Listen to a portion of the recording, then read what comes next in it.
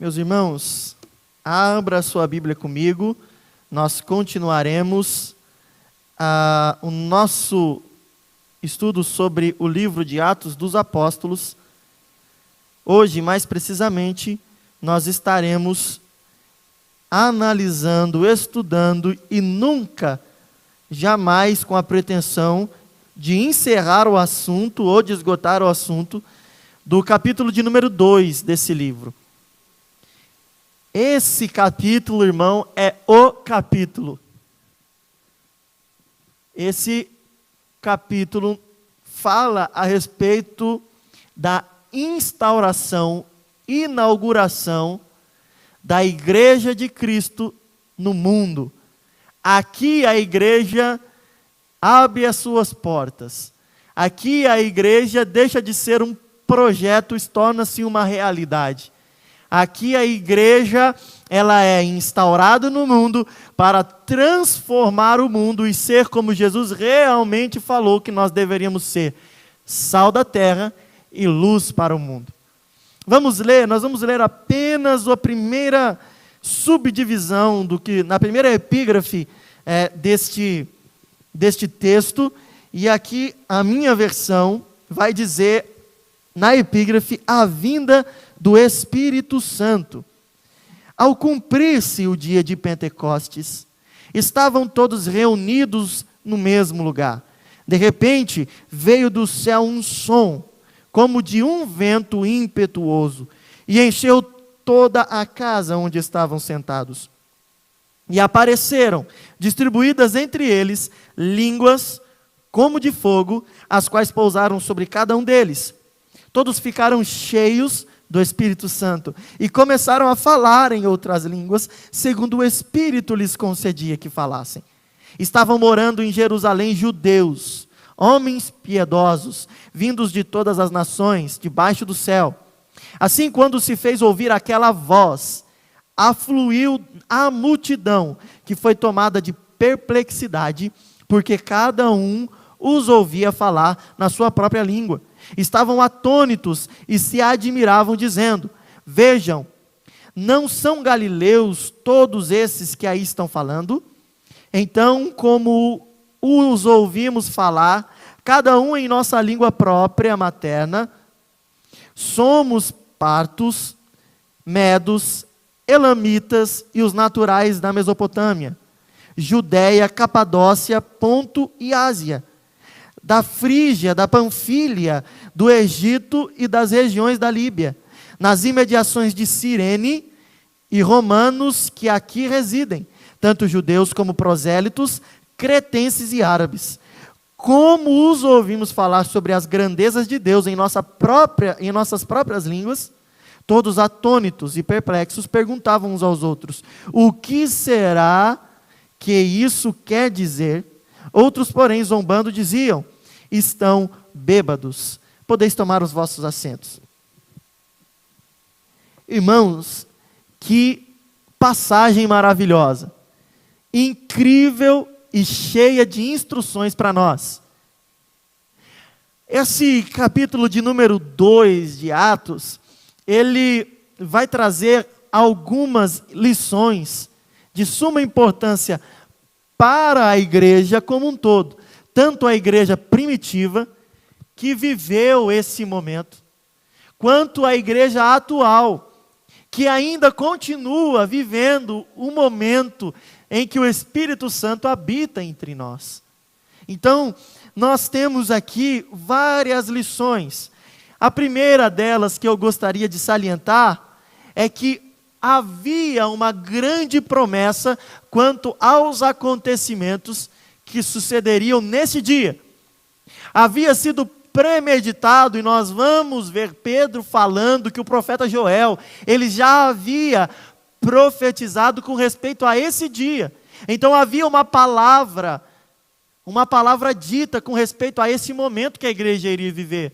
Uma palavra profetizada por um profeta e confirmada, reafirmada pelo nosso Senhor Jesus Cristo. Então havia uma promessa, certo? A promessa não ficou só na promessa, mas ela tornou-se realidade. Eu acredito que Muitas vezes havia dificuldade das pessoas interpretarem a Bíblia, e até hoje, em nossos dias, existe essa dificuldade de nós interpretarmos os acontecimentos futuros, porque nós não vivenciamos. Quando as profecias começam a ser cumpridas, é mais fácil de nós enxergarmos o cumprimento delas. Mas agora, me diga uma coisa, você imagina o público escutando a profecia de Isaías, as profecias messiânicas de Isaías, e ouvindo falar do servo sofredor? Você imagina se o povo, a nação de Israel, iria imaginar que um dia Jesus iria nascer, ser da maneira como ele foi e habitar entre nós? Você imagina que um dia, quando Joel proferiu essas palavras, eles iriam mensurar ou iriam imaginar que isso iria acontecer em um momento da forma como foi? Então as profecias muitas vezes, a palavra de Deus em nossas vidas muitas vezes, ela é difícil de nós entendermos porque nós ainda não vivenciamos. Por isso que cabe a nós crer, cabe a nós a fé, acreditarmos na palavra de Deus e que o seu cumprimento, mais cedo ou mais tarde, no nosso tempo, mas no momento certo de Deus, irão se cumprir. Não é verdade? A terceira, o impacto que essa promessa sendo cumprida gerou, e gera até hoje. Foi uma promessa, uma profecia, dita não para um momento específico, mas para toda a história daquele momento, desse momento que nós estamos estudando, até os dias de hoje. Maravilhosa o que a palavra de Deus é. Nós sempre mencionamos esse texto que podem passar os céus e a terra, mas a palavra do Senhor não há de passar. Quantas coisas mudaram na história, até na própria cultura judaica, quando Joel profetiza e quando se cumpre em Atos 2. O povo judeu não estava sob o império de Roma. A cultura helenista, grega, não havia sido implantada dentro da nação de Israel. E quanta coisa mudou até chegar a Atos de número 2. Quanto tempo se passou desde a profecia de Joel até o seu cumprimento. Para dizer para nós, mais uma vez, que não importa a circunstância, não importa o momento, não importa o tempo que passe, o que o Senhor Jesus falou, o que a palavra fala, inevitavelmente vai se cumprir. Essa é a nossa esperança. E a quarta, não só o impacto que vai além do momento, mas aquilo que gerou no sentido de capacitar, de instruir e de transformar a vida das pessoas. Essa descida do Espírito Santo, ela tem um significado para nós. Sem ela, nós, a igreja, jamais chegaríamos aonde chegamos.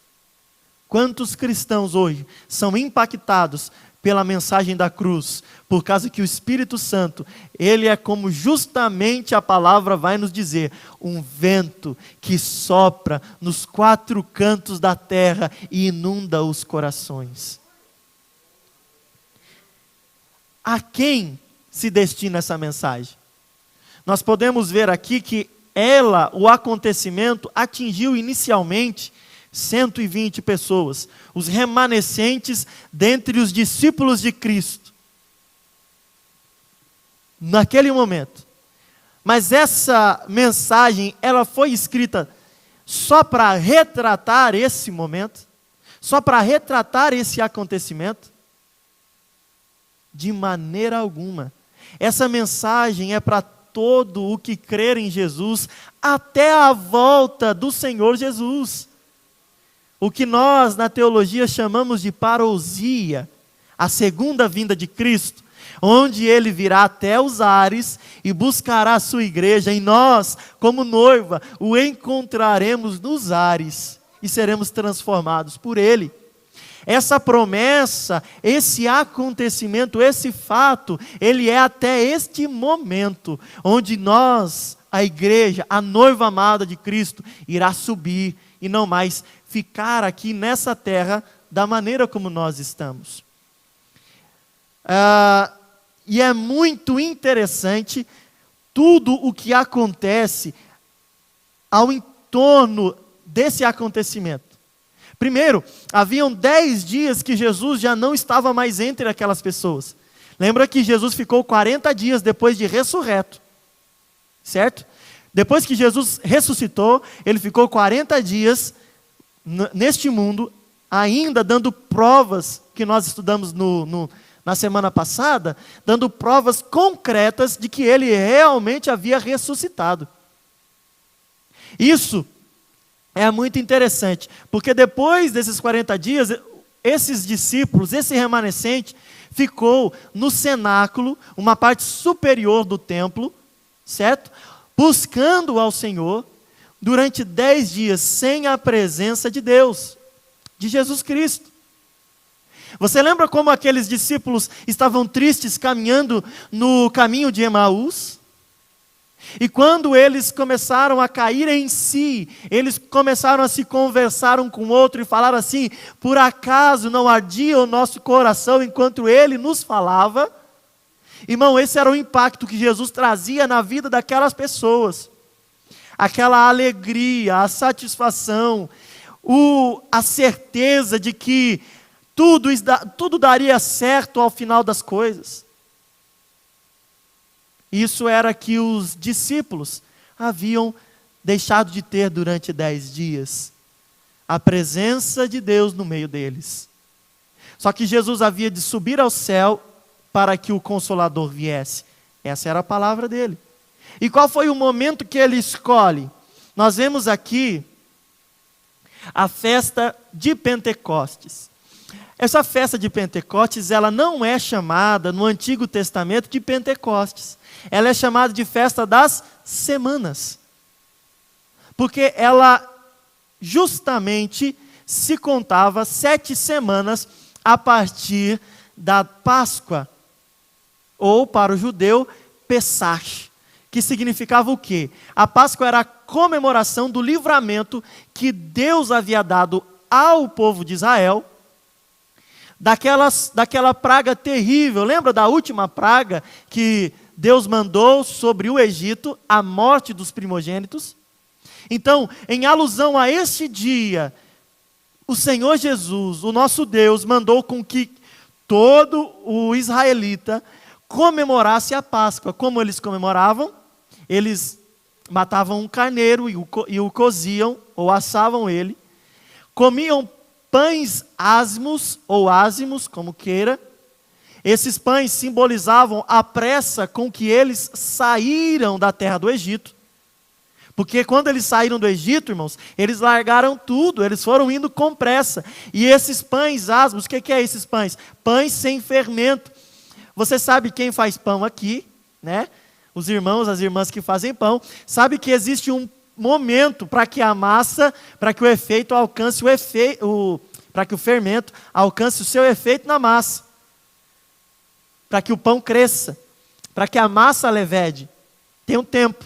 Então Deus estava querendo falar: vocês vão comer pães asmos para simbolizar que vocês não tiveram tempo de fazer nada, a não ser irem embora do Egito, a terra que os escravizava. E tinham que comer esse pão com ervas amargas, misturadas com mel. Por quê? Porque as ervas amargas eram para eles nunca esquecerem do amargor, da tristeza, da luta que era viver no Egito, escravo de Faraó. E o doce do mel vinha como o alívio que o nosso Deus deu para o povo ao tirá-los do Egito. Essa era a Páscoa do judeu. Páscoa essa que foi transferida para nós com outro significado.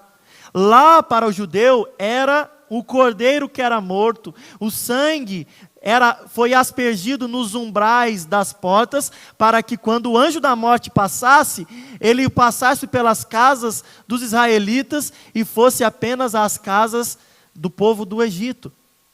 Agora nós temos um cordeiro imaculado, que nos livrou da perdição e das garras da morte, que é o nosso Senhor Jesus.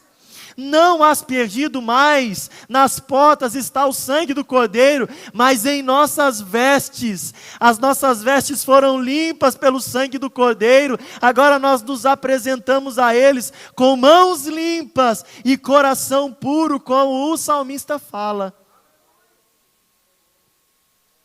E Jesus, através desse sacrifício, da mesma forma que Deus lá para o povo de Israel, Ele também nos livrou de um Egito. Todos nós, irmãos, estávamos perdidos em um Egito, escravos de Satanás, escravos do Senhor das trevas. Mas Ele nos arrancou do reino das trevas e nos colocou no reino da sua maravilhosa luz. Mas foi o Cordeiro Santo, o Cordeiro Pascal, que morreu por nós e ressurgiu para nos dar vida.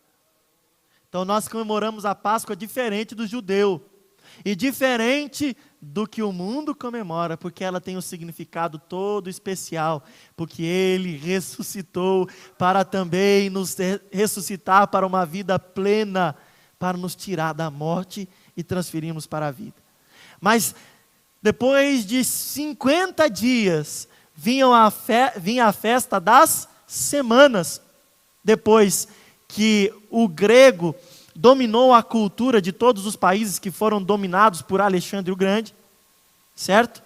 A cultura grega, ela se enraizou em todas as nações que foram conquistadas por esse império.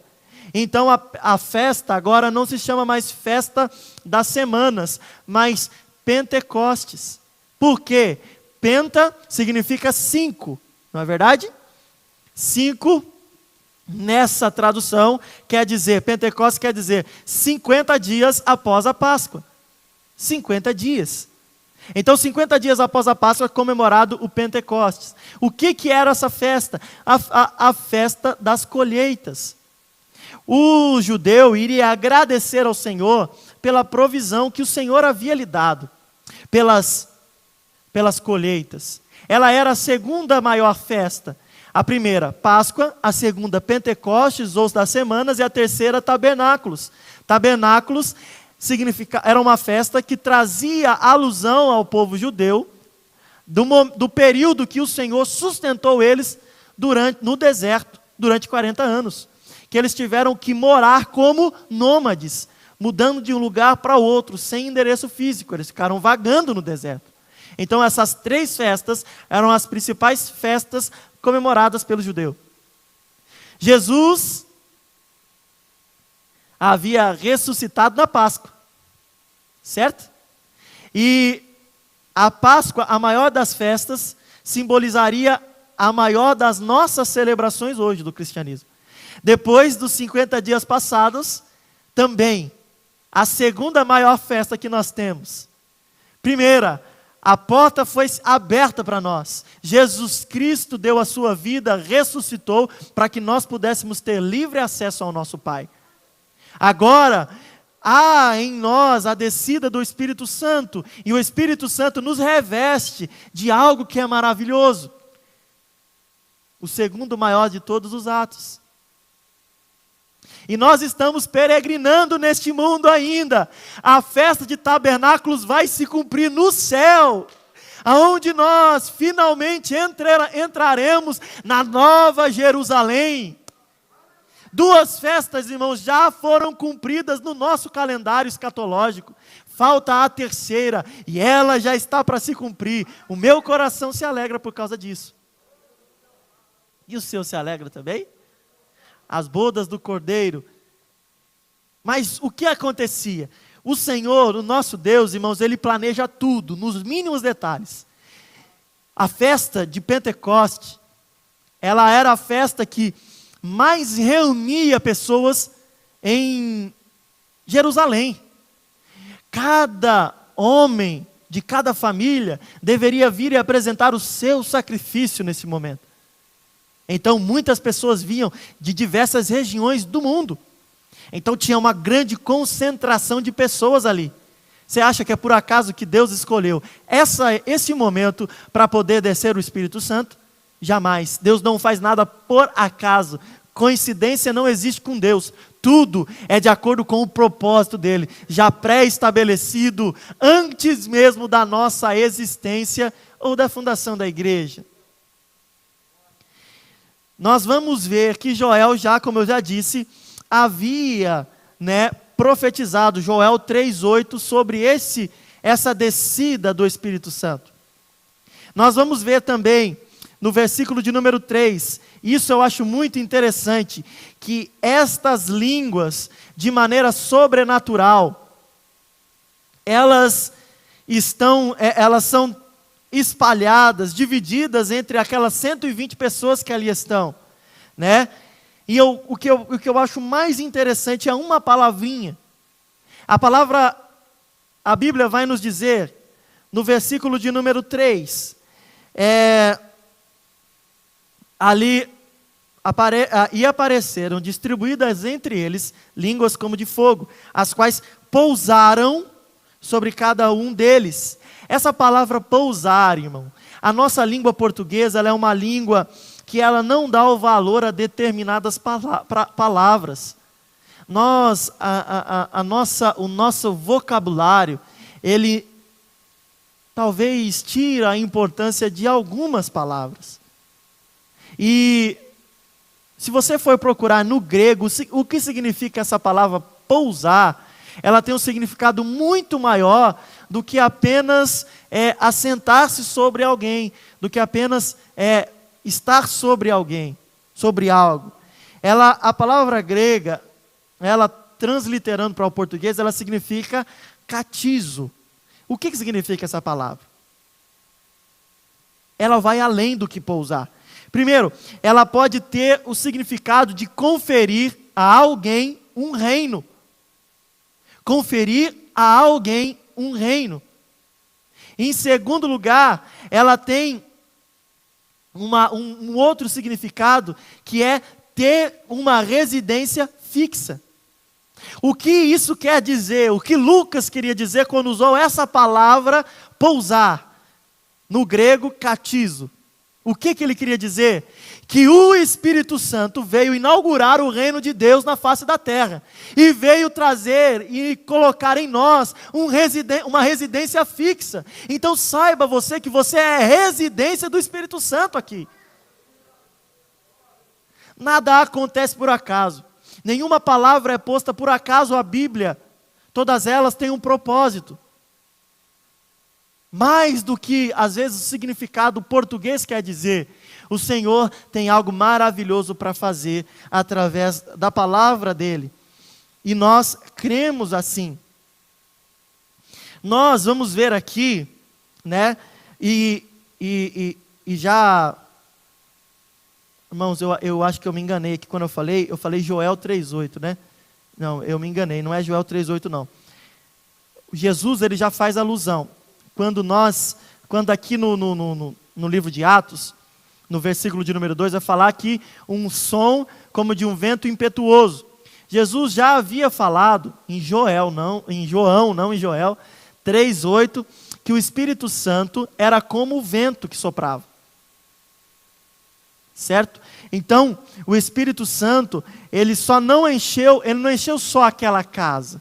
Ele encheu também os corações daqueles que estavam naquela casa. E Ele enche os nossos corações hoje. Você lembra quando a Trindade forma o homem?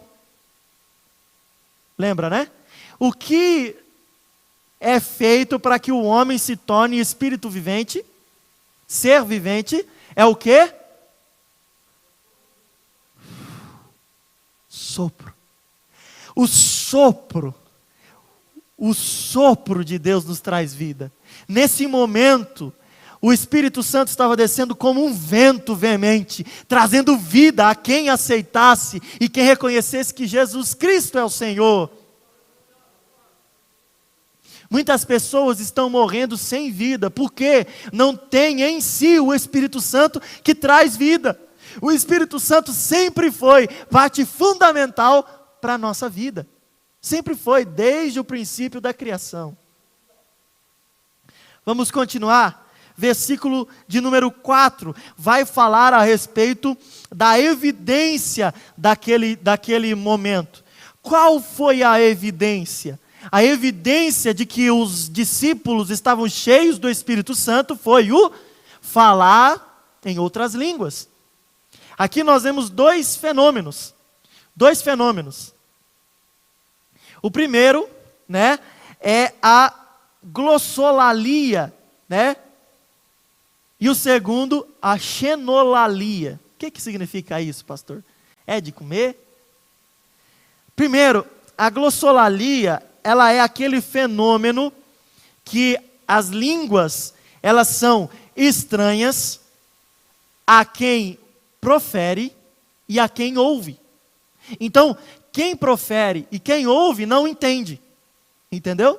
Quem fala na variedade da glossolalia, ele não entende o que ele está falando, e nem aquele que está ouvindo entende. É o que Paulo vai dizer, quando ele fala que aquele que fala em línguas edifica a si mesmo, porque ele conversa com Deus na língua celestial.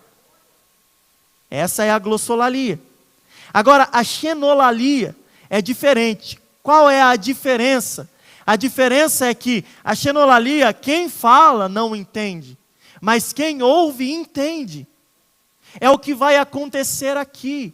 Nós vamos ver, irmãos, que existe uma variedade, se nós contarmos aqui meio por cima, são 16 variedades étnicas diferentes.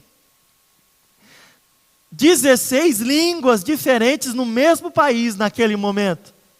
E o que acontece é justamente a xenolalia, que eles ficam admirados.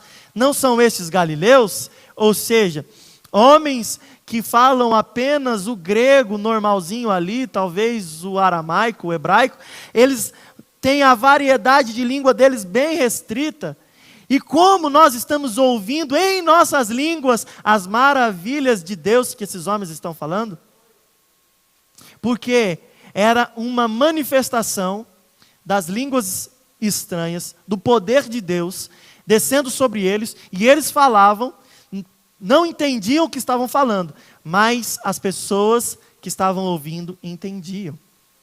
Eu posso dizer que aqui acontecem 2 milagres, além de tudo, além do som, além das línguas repartidas como de fogo sobre cada um deles, acontece 2 milagres neste momento. O primeiro, eles falarem em outras línguas. O primeiro milagre. O segundo milagre, você imagina, 120 pessoas falando ao mesmo tempo. Vai virar um bolo de vozes que é inaudível, ininteligível, não dá para entender. Não é verdade? Só que como a palavra vai ser maravilhosa e ela vai nos dar esse recado tão importante, que eles estavam falando no versículo 6. Assim, quando se fez ouvir aquela voz, afluiu a multidão, que foi tomada de perplexidade. Ou seja, além deles falarem outras línguas, as pessoas entendiam nitidamente a língua que eles compreendiam. Então, por exemplo, aquele que falava em grego, ele entendia a pessoa falando em grego, como se todos estivessem falando em grego. Aquele que falava em uma outra língua, entendia aquela outra língua, como se todos eles estivessem falando na mesma língua. É assim que Deus faz, é milagre em cima de milagre. Então o milagre, irmãos, é muito maior do que nós imaginamos. Não só para quem fala, porque é um milagre, mas para quem ouve também. E eles ouviam tudo quanto aqueles homens falavam da grandeza desse Deus, né? Desse Deus maravilhoso. E nós vamos ver o poder de Deus, o que é chamado lá no versículo 8 do capítulo 1, de dunamis, o poder de Deus, né? Aquele poder avassalador que consegue transformar, que consegue impactar todo aquele que é tocado por ele. Então, nós vamos ver que Deus queria que houvesse uma aglomeração de pessoas ali, para que eles pudessem presenciar esse momento que foi histórico, como o nascimento da igreja. Nós vamos ver e por que houve essa necessidade desse grande número de pessoas. Porque quando aquelas pessoas saíram dali de Jerusalém, eles voltaram para suas terras, certo? E eles, aonde eles estavam, eles foram implantando a igreja naquele lugar. Nós vamos ver que Paulo, ele planta várias igrejas aonde ele vai passando. Mas existem igrejas que ele chega no lugar e elas já estão plantadas. Quem plantou? Quem foi que foi lá e fundou a igreja lá? Os crentes que foram impactados pela descida do Espírito Santo no dia de Pentecostes. O plano de Deus já estava totalmente arquitetado, irmão. Ele precisava que o evangelho se disseminasse, e daquele momento as pessoas começaram a espalhar a mensagem de Cristo. Quando Paulo chega em Roma, ele não foi ele quem fundou a igreja em Roma, mas tinha uma igreja lá. Quem que implantou, nós não sabemos. Muito provavelmente uma pessoa que estava no dia de Pentecostes em Jerusalém. Então nada é por acaso, tudo tem um propósito. Deus é maravilhoso, glória seja dada ao nome do Senhor. Aqui nós vemos que a língua estranha que eles falam, né, a evidência do falar em novas línguas, ela tem duas, uma aqui, o seu significado é a finalidade, né, descrita. Primeira, glorificar a Deus, e é isso que eles fazem, quando eles falam, quando eles vão falar ali, que como os ouvimos falar em nossa própria língua, como ouvimos falar sobre as grandezas de Deus em nossas próprias línguas, eles estavam glorificando a Deus naquele momento. As línguas que eles falavam era de glorificação ao nome do Senhor. E a segunda finalidade que Paulo vai dizer é que quem fala em línguas edifica a si próprio, né? Então, nós vamos entender que ela tem essas duas finalidades, glorificar a Deus e a edificação pessoal do crente. Por isso que nós chamamos de revestimento de poder. Porque nós já estamos vestidos com vestes brancas. Quando nós aceitamos a Cristo, nós somos vestidos de salvação. Quando nós recebemos o Espírito Santo, nós somos revestidos. Nós já estamos vestidos. Somos vestidos novamente. E o revestimento ele tem uma finalidade. Qual é? Ou você se sentir protegido ou aquecido. Você coloca uma blusa quando você está com frio, para se proteger do frio e se sentir aquecido. O revestimento do Espírito Santo é a mesma coisa, irmão. Ele vem para nos dar um alicerce maior. Vem para nos deixar menos influentes às artimanhas do inimigo e nos dar poder, nos dar aquele renovo gostoso que nós precisamos. Então busque o batismo com o Espírito Santo. Busque, irmão, que você vai ver a alegria. Quem recebeu sabe o quanto é bom. Nós nos sentimos poderosos, irmãos, cheios da presença de Deus. Quando nós recebemos o batismo com o Espírito Santo, se aparecer quem for na nossa frente, ele tem que sair, porque nós estamos revestidos do poder de Deus. Quando eu fui batizado, se aparecesse um endemoniado na minha frente, acho que saía só com a minha sombra. Porque, irmãos, eu estava radiante da presença de Deus, cheio da presença de Deus. E isso é o que transforma a vida do crente. E nós vamos ver que esse revestimento, ele vem para nós, para nos transformar.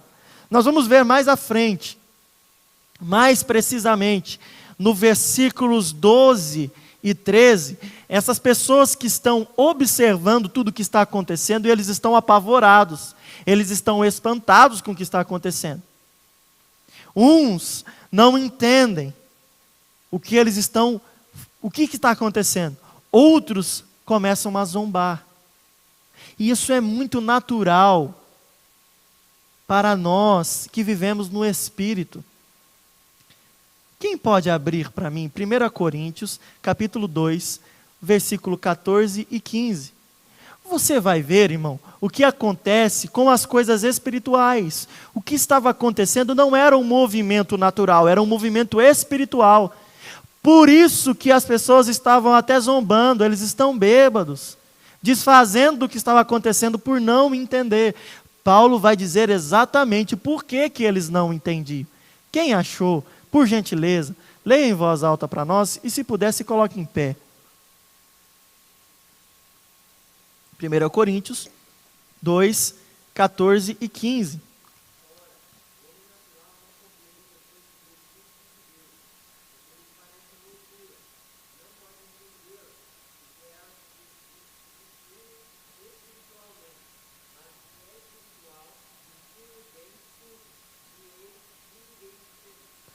Consegue entender, irmão, o que aconteceu? Aquilo que é espiritual, o homem natural, ou seja, aquele que não é nascido de novo. Lembra que Jesus fala para Nicodemos, né? Aquele que não é nascido de novo, aquele que não é nascido da água, não é nascido do Espírito. Então, o ser humano natural, que não experimentou a presença de Cristo, ele vai achar tudo isso maluquice. Tudo isso vai ser realmente estranho. Por isso que as pessoas começam a desfazer dessas pessoas. Eles estão bêbados, estão embriagados, estão fora de si, estão loucos, são tudo doente, são tudo pessoa doida da cabeça. É isso mesmo que o Espírito faz quando enche a vida de alguém. Ele confunde as potestades deste mundo, ele confunde as coisas naturais, porque as coisas espirituais não são discernidas pelos naturais, e muito menos pelos carnais. Somente gente que é espiritual, pessoas que são espirituais, podem discernir o que é espiritual. Por isso, as pessoas, irmãos, menosprezam tanto os cristãos. Por isso que você vê várias afrontas a nós. Porque eles não entendem que nós estamos em um reino que é muito maior do que esse. E nós defendemos as ordens do nosso rei com todas as nossas forças. Por isso que nós vamos continuar sendo chamados de atrapalho. Vamos continuar sendo chamados de povinho, vamos continuar sendo chamados de escória, de todo tipo de coisa, e graças a Deus por isso, porque quando nós começarmos a sermos entendidos pelo mundo, irmão, o Espírito Santo saiu de nós. Porque se o mundo me ler e me entender, quer dizer que eu não sou mais espiritual, eu sou carnal, como todos os outros. Agora, quando o mundo olha para mim e para você e não consegue entender como pode nós sermos do jeito que nós somos, nós estamos cheios da presença de Deus e confundindo as coisas naturais. Porque Deus usa as coisas que não são para confundir as que são. Então, nós vemos aqui, já no versículo de número 14, Pedro cheio da presença de Deus. Aqui Pedro já está revestido. Pedro já está capacitado. Pedro já está instruído. Você não pense, irmão, que Pedro tinha toda essa ousadia de pregar em público, não. Antes de receber o poder de Deus. Não pense você que Pedro era tudo isso. Não. O que fez Pedro tomar coragem e pregar com toda essa eloquência que ele prega, a partir do versículo 14, é o poder de Deus. O Espírito Santo capacitou Pedro. Ele se coloca em pé e começa a pregar. E o que Pedro prega? Eu te pergunto, o que Pedro prega? A palavra, única e exclusivamente a palavra. Esse é o capítulo onde nós mais vemos citações do Antigo Testamento. Capítulo de número 2. Você vai ver Pedro citando Joel. Você vai ver Pedro citando os Salmos. Ele está usando o quê? A palavra de Deus. O que vem para nós, uma reflexão. Irmão, nós temos que dar ouvido à palavra de Deus. Nós não temos que dar ouvido a inovações. Tem gente que acredita, irmão, e dá ouvido a coisas de autoajuda. Isso não vem da parte de Deus. O que você precisa não é de autoajuda, é de ajuda do alto. Tem gente que dá ouvido e lê e é aficionado por horóscopo, irmão. Você acredita? Que acredita nessa bobageira? Mas a palavra de Deus indica para nós o sentido e o caminho que nós devemos seguir. É a palavra que transforma o homem. Pedro está pregando a palavra. E literalmente a palavra. Ele cita, irmão, na integralidade a palavra de Deus. E começa a explicar. Por quê? Como Pedro começa a explicar? Palavras que, se você for olhar, elas não trazem, no primeiro momento, o significado que Pedro está dando ali. Quando ele cita os Salmos, ao nosso entendimento, na primeira vez, fica confuso o que ele está falando. Por quê, irmão? Fica confuso. Porque ele não está falando pelo seu conhecimento, mas pelo conhecimento do alto que o Espírito Santo deu para ele. O mesmo conhecimento que o Espírito Santo quer dar para você, quando você ler as Escrituras. Você muitas vezes tem lido e tem visto a palavra de Deus, a Bíblia, como mais um livro, porque você ainda não se encheu do Espírito Santo. Peça para Ele encher a sua vida, e quando você lê, você não vai estar lendo um livro, mas a palavra de Deus revelada a você. E ele começa, agora sim, Joel 2, do 28 ao 32, ele cita esse texto.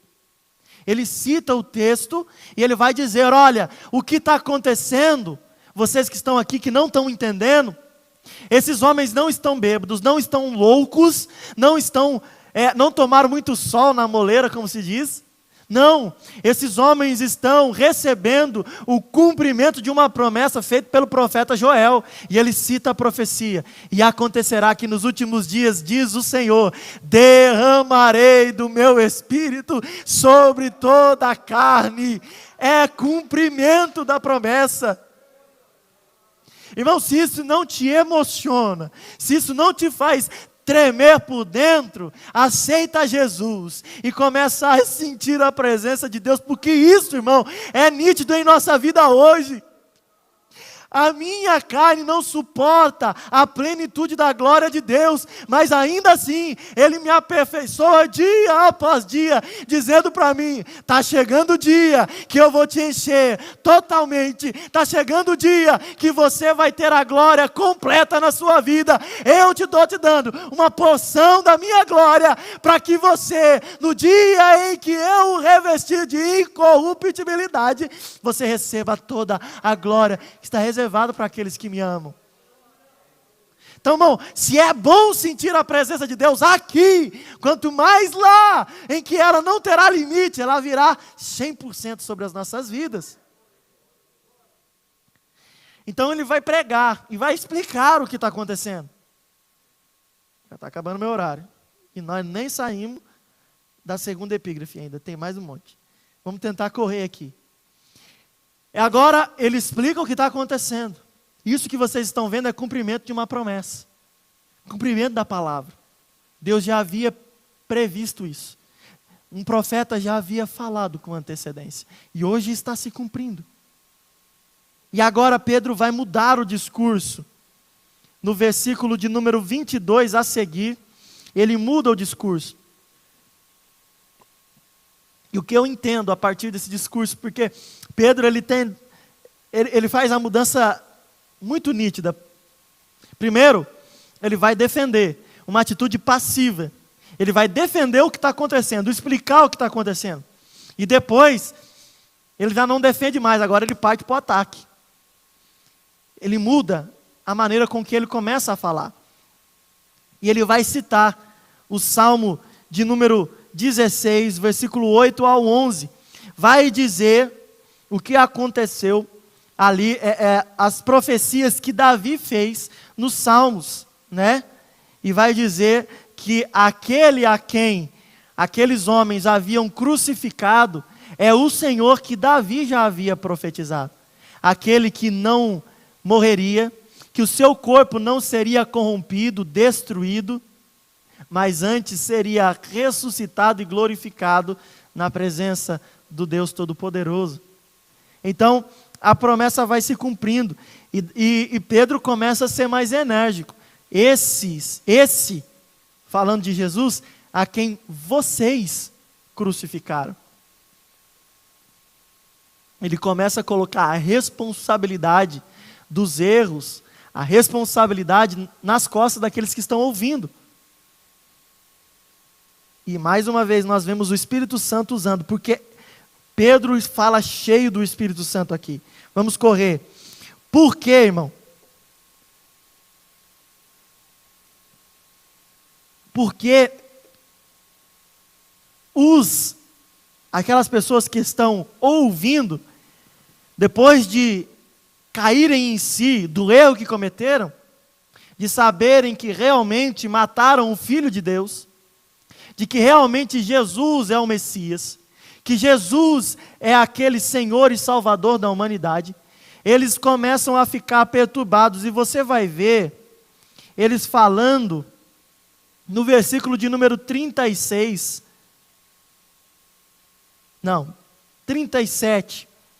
Quando ouviram isso, ficaram muito comovidos e perguntaram a Pedro e aos demais apóstolos: que faremos, irmãos? O Espírito Santo usou os homens, e o Espírito Santo, através daqueles homens, começou a disseminar a conscientização do que haviam feito para aqueles que estavam ouvindo. Eles se comoveram com aquilo que Pedro e os apóstolos estavam pregando. Eles viram que eles estavam errados. Eles viram que eles precisavam fazer alguma coisa. E o que eles fazem? Eles perguntam: o que nós podemos fazer agora? Pedro, mais uma vez, cheio do Espírito Santo, fala: o que vocês precisam fazer é se arrepender. Não, aqui a palavra de Deus não entra em discordância. Por quê? Porque nós vamos ver Paulo falando que a fé vem pelo ouvir, que a salvação não é por obras, mas é pela fé. A fé, o arrependimento, ele só acontece depois que a fé já nasceu em nós. Porque o que eles estão perguntando, quando eles perguntam o que faremos, é porque eles já estão acreditando, já confiam, já aceitaram a Cristo como Salvador. Eles já aceitaram, agora estão falando: e agora o que eu faço? Agora arrepende. Agora arrepende, porque o arrependimento é fruto da fé. Só arrepende quem tem fé em Cristo. Quem não tem fé, irmão, não arrepende de pecado. Quem não tem fé, não acredita que está errado. Quem não tem fé, não acredita na sua natureza vil e pecadora. Quem não tem fé, acha que está tudo certo. Agora, quem tem fé, ele se arrepende todo dia do pecado, porque ele sabe que ele é pecador, mas que Cristo restaura o pecador. E é isso que acontece. Eles vão... Pedro vai dizer: o que vocês precisam fazer? Arrependam-se, e cada um de vocês seja batizado em nome de Jesus Cristo para a remissão de seus pecados, e vocês receberão o dom do Espírito Santo. Agora, o arrependimento vai gerar alguma coisa. Vai gerar o quê? A mesma coisa que eles estão vendo. O mesmo poder que Pedro está usando através da palavra, eles também podem receber. Porque eles arrependeram, confessaram a Cristo como Salvador, se arrependeram e agora estão prontos para receber poder do alto. E o tempo já foi. E nós vamos continuar e vendo a palavra de Deus. Nós vemos neste momento que quase 3.000 pessoas são acrescidas à igreja. Eram 120, agora já são quase 3.000 pessoas em um momento, em um único culto. 3.000 pessoas aceitam a Cristo como Salvador. Isso é maravilhoso. O impacto que o Espírito Santo traz é muito grande. muito grande. E nós vamos ver, a partir do versículo 42 e até o 46, que esse impacto do Espírito Santo, ele não é só num momento. E hoje eu fico muito preocupado, porque o nosso avivamento, aquilo que nós sentimos, está durando apenas um dia.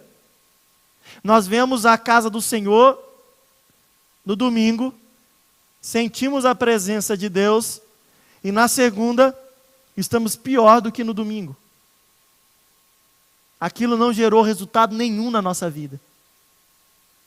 Nós vemos aqui algum congresso, alguma festividade, e nós recebemos, somos cheios do poder de Deus, e saímos para praticar as mesmas atitudes erradas no outro dia.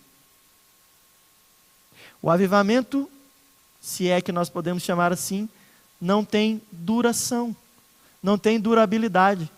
Porque, irmão, eu me espanto com isso, porque nós vamos ver, do verso 42 em diante, que o impacto que o Espírito Santo trouxe para aquelas pessoas, não foi só do dia de Pentecoste, mas foi por uma transformação de vida.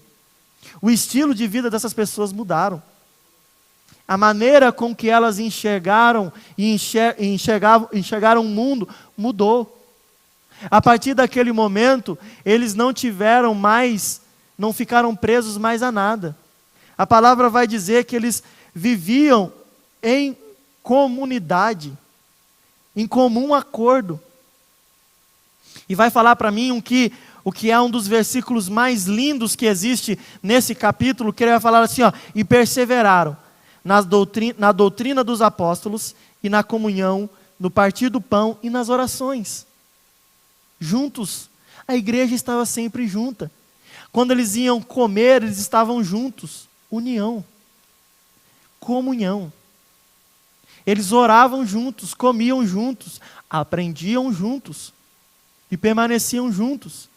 Eles não tinham apego mais às coisas dessa vida, porque eles vendiam, não por obrigação. Irmão, aqui tem que ficar muito claro isso. Nunca você vai ver nenhum dos apóstolos falando para eles fazerem isso. Falando assim, venda as suas propriedades e entreguem aos pés dos apóstolos. Não. Venda a propriedade para você ser feliz. Não. Eles não falam. As pessoas, pelo impacto que o Espírito Santo trouxe, eles queriam ajudar os outros. Eles foram transformados. A vida deles foi transformada. A tua vida está sendo transformada pelo Espírito Santo. A nossa vida está sendo transformada pelo Espírito Santo. Tiago vai dizer, capítulo 1, versículo 27. Vamos ver lá quem acha primeiro? Eu ou vocês? Quem achar? Tiago 1, 27. Tiago 1, 27.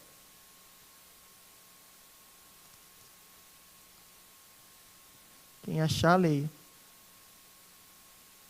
Eu vou achar primeiro que vocês ainda.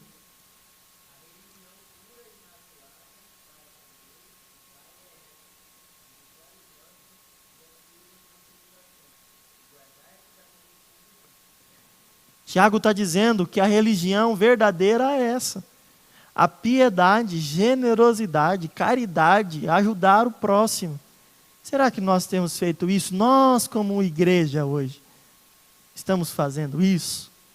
Será que nós estamos sendo impactados pelo Espírito Santo dessa maneira? O Espírito Santo, ele trouxe aquele momento o impacto da presença de Deus neles. Eles foram revestidos de poder, mas aquele revestimento durou. Enquanto eles estavam vivos, eles estavam cheios da presença de Deus. E eles estavam com desejo pelas coisas espirituais, desapegados das coisas materiais e das coisas dessa vida, e vivendo muitos milagres. Muitos milagres. E cumpriam o que o nosso Senhor Jesus disse lá em Marcos 16, 17 e 18. Né? Os milagres de Deus estavam acompanhando aquelas pessoas. Nós estamos vendo os milagres diminuindo, nós estamos vendo as vidas dos crentes em Jesus Cristo piores a cada dia. Os crentes estão acometidos de problemas que não deveriam estar sendo acometidos, e nós estamos vendo isso nas nossas vidas. Por quê? Porque, irmãos, nós estamos nos enchendo com muitas coisas, mas estamos nos esquecendo de nos encher do Espírito Santo. O nosso coração tem que estar cheio do Espírito Santo. Cheio do Espírito Santo. Cheio do Espírito Santo. Cheio do Espírito Santo. Cheio do Espírito Santo. Cheio do Espírito Santo. Todo dia, todo minuto, todo segundo, cheio, cheio, cheio. Quando se está cheio, irmão, não há espaço para colocar outra coisa que não seja o próprio Espírito Santo. Ele inunda todas as áreas da nossa vida. O que te aflige, o que te preocupa, o que te causa medo, preocupação, o Espírito Santo está aí para tirar. O Espírito Santo opera milagres hoje em nossas vidas. Opera milagre na sua vida. O Espírito Santo opera milagres hoje ainda, através de nós. O Espírito Santo cura. E Ele não cura só gripe e dor de cabeça. Ele cura câncer. Ele cura coronavírus. Ele cura qualquer doença. Inclusive a sua depressão, a sua ansiedade. O Espírito Santo cura. Mas encha-se dele e sinta o toque curador do Espírito Santo. Ele traz alegria, mudança de vida. Alegria, irmãos, e nós já vamos terminar, já passei do horário. Alegria, porque eles estavam vendendo o que eles tinham. Irmão, não era propaganda de ninguém. Faça isso e receba aquilo outro, não. Era a alegria do Espírito Santo. Eles não pensavam no dia de amanhã, eles estavam todos os dias cheios do Espírito Santo de Deus. É a alegria, irmão, de não existir amanhã. De querer viver apenas o momento, porque é o momento de estar na presença de Deus. Não quero dizer para você que você não deve trabalhar, que você não deve... Não, irmão, não é isso. Mas é justamente viver na dependência de Deus, sabendo que o momento de amanhã, que o dia de amanhã, é Ele quem nos redime e nos guarda. Afinal, o próprio Jesus vai dizer, na oração mais conhecida da humanidade, a oração do Pai Nosso, o que Ele fala... O nosso pão, o pão de cada dia, dai-nos hoje. Se o pão é de cada dia, Ele está pedindo para dar hoje, é que Ele vai dar hoje, amanhã você vai pedir, Ele vai dar amanhã, depois de amanhã você vai pedir, Ele vai dar também. O maná do céu, os israelitas não podiam colher a porção dobrada, só na sexta-feira, porque no sábado eles não podiam colher. Porque era a provisão de Deus, todo dia tinha maná fresquinho, não era para comer pão amanhecido, era para comer coisa nova todo dia. Todo dia Deus tem algo novo para dar para nós, e nós estamos pensando que Deus é Deus das coisas velhas, das coisas ultrapassadas. Não, Deus é o Deus do novo, do renovo e do poder que inunda a nossa vida. Vamos nos colocar em pés. Avisos rápidos aos irmãos. Sábado nós teremos aqui na Central culto com o departamento infantil. O tio Leandro e a tia Ariadne estão avisando. Tio Leandro e tia Ariadne, né? Não sei nem o que vocês pensaram que ia chamar vocês assim, né?